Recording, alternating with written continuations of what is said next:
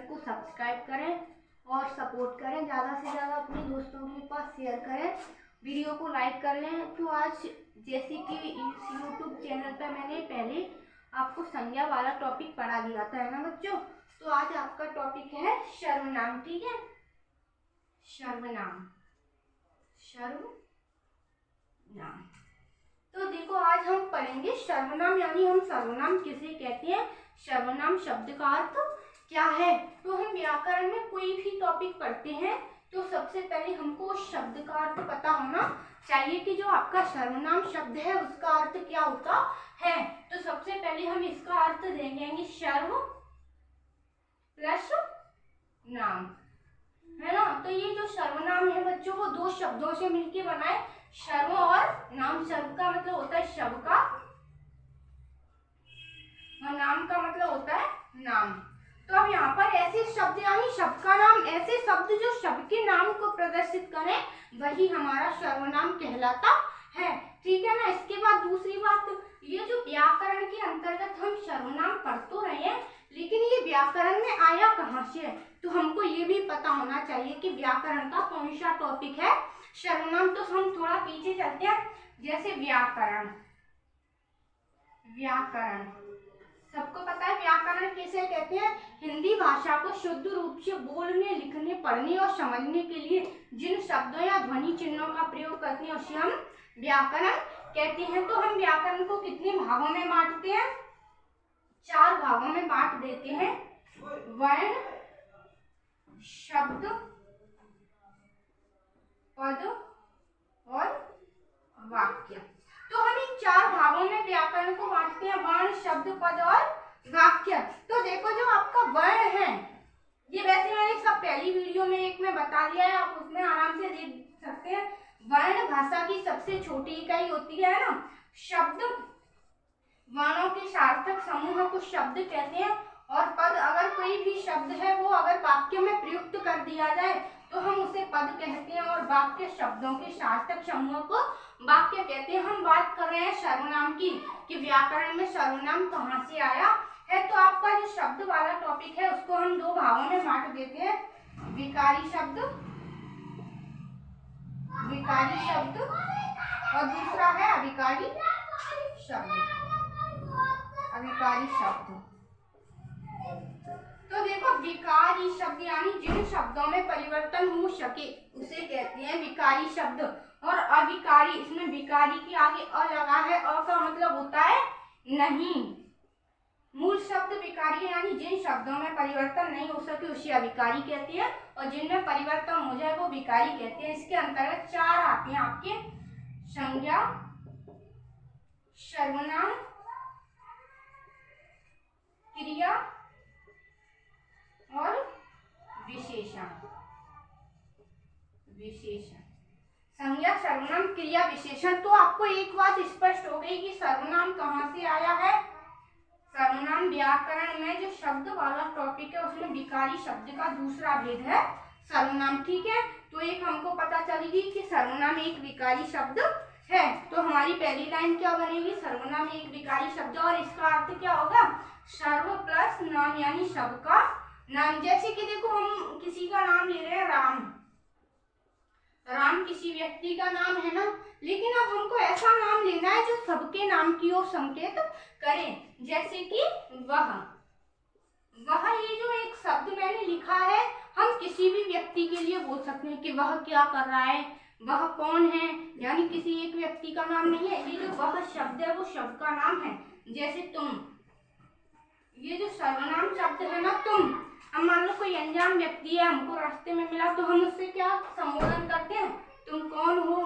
किसी का भी नाम क्या रख देते हैं, तुम, यानी ऐसे शब्द जो तुम, वह, वे, आप, ये सब क्या है, सर्वनाम शब्द है, ठीक है ना। यानी ऐसे शब्द जो शब्द के नाम की ओर संकेत करे वो सर्वनाम शब्द कहलाते हैं, ठीक है। और सर्वनाम का अर्थ ही होता है शब्द का नाम, यानी जो शब्द का नाम है वही क्या है, सर्वनाम है। तो अब हम क्या लिखेंगे, इसकी परिभाषा नोट करेंगे सर्वनाम की। ये तो पता चल गया हमको कि सर्वनाम कहाँ से आया है, परिभाषा। परिभाषा तो हम क्या लिखेंगे, संज्ञा के स्थान पर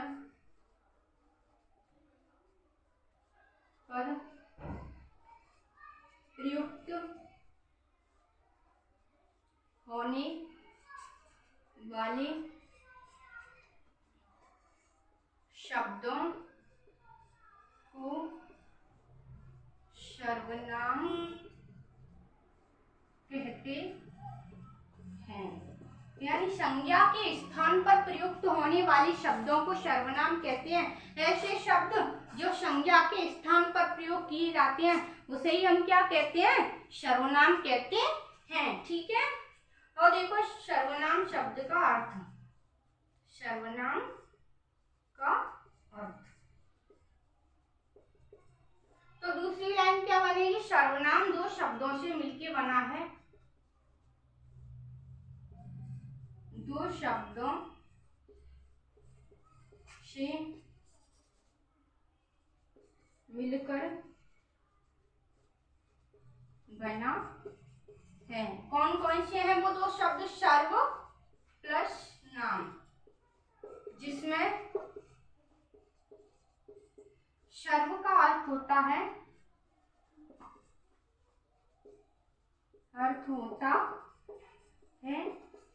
शब्द का, और नाम का अर्थ होता है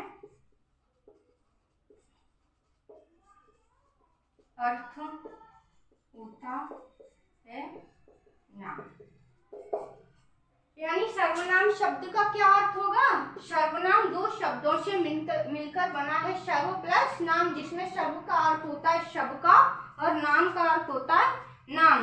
ठीक है ना, शब्द का नाम ऐसे शब्द जो शब्द के नाम की ओर संकेत करें उसे हम सर्वनाम कहते हैं। और परिभाषा समझो, संज्ञा के स्थान पर, सबको याद होगी ये रटी हुई परिभाषा है व्याकरण की, संज्ञा के स्थान पर प्रयुक्त होने वाले शब्दों को सर्वनाम कहते हैं। यानी संज्ञा के स्थान पर, जैसे मैं एक वाक्य लिखूं, राम खाना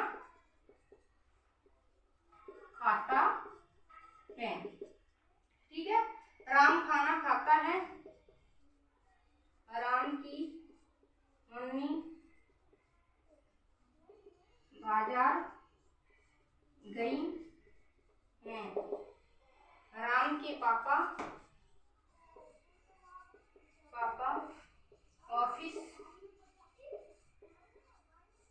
गए हैं। तो मैंने ये लिखा है, देखो सर्वनाम की हमको आवश्यकता क्यों पड़ी। देखो जो पुनरुक्ति दोष होता है ना, मतलब बार बार शब्दों की आवृत्ति होती है तो हमको क्या लगता है, बोरिंग सा महसूस करते हैं। क्या इसमें राम खाना खाता है, राम की मम्मी बाजार गई, राम के पापा ऑफिस गए हैं, तो ये हमको क्या लग रहा है, बार बार बोरिंग सा लग रहा है। तो इसी को हम हटाने के लिए क्या करते हैं, ये त्रुटि को, त्रुटि है उसको हटाने के लिए हम क्या करते हैं, पुनरुक्ति दोष भी होता है और त्रुटि भी होती है, उसको हटाने के लिए हम सर्वनाम का प्रयोग करते हैं। तो देखो जैसे कि इस वाक्य में जो राम है, एक बार हमने लिख दिया राम खाना खाता है। ठीक है, अब दूसरी बार राम की मम्मी की जगह पे हम क्या लिख सकते हैं, उसकी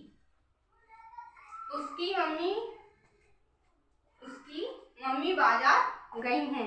यानी जो राम को हम बार बार ले रहे थे, उसकी जगह पे हमने जो सर्वनाम शब्द का प्रयोग कर दिया, उसकी है ना, उसकी मम्मी बाजार गई है। तो ये वाक्य हमको इतना बोरिंग सा नहीं लग रहा है। अब है राम के पापा, तो इसकी जगह पे हम क्या लिखेंगे, उसके पापा ऑफिस गए हैं। अब एक बार स्पष्ट हो गया संज्ञा शब्द से कि राम खाना खाता है। ये राम संज्ञा शब्द है, क्यों, व्यक्ति का नाम, लेकिन संज्ञा के स्थान पर जो उसकी शब्द उपयोग में हो गए, उसका आते हैं ना, तो ये क्या है, सर्वनाम शब्द है। तो उसकी मम्मी बाजार गई हैं।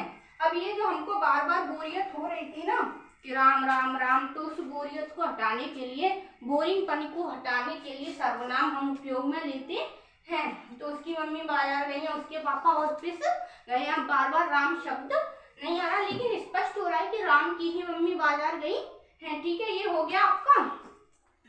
इसके बाद इसको जो बच्चे स्क्रीनशॉट लेना चाहें वो स्क्रीनशॉट ले लो, और जो भी बच्चे लिखना चाहे वो लिख लो, ठीक है ना। हमको दो बात स्पष्ट हो गई, सर्वनाम कहाँ से आया है।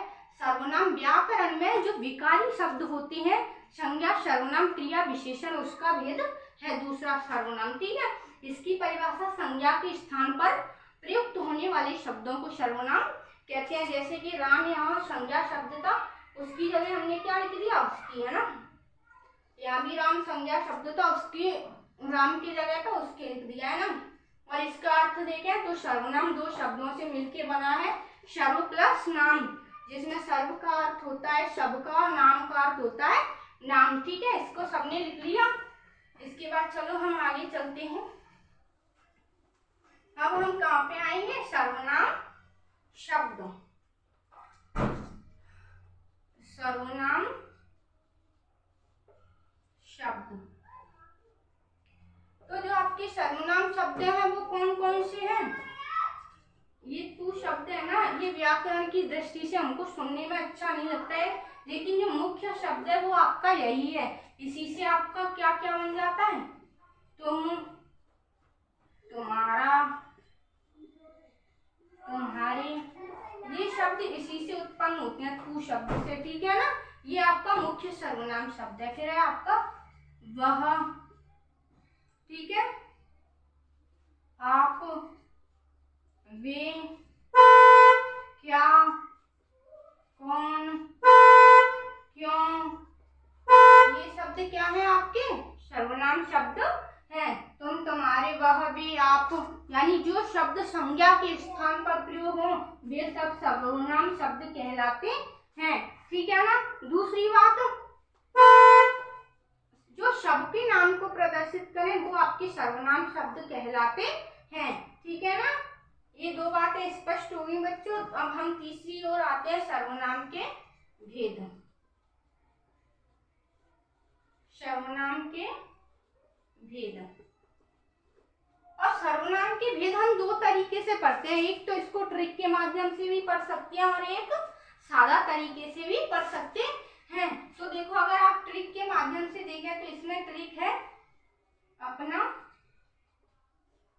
सपना, ये आपकी ट्रिक है अपना, सपना, यानी सारे जो 6 प्रकार के भेद होते हैं सर्वनाम के, कितने भेद होते हैं, 6 भेद होते हैं, यानी सर्वनाम के मुख्य रूप से 6 भेद होते हैं। तो आ से क्या होगा, अनिश्चय वाचक सर्वनाम, पा से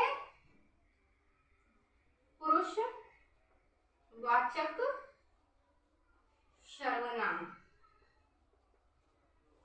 और ना से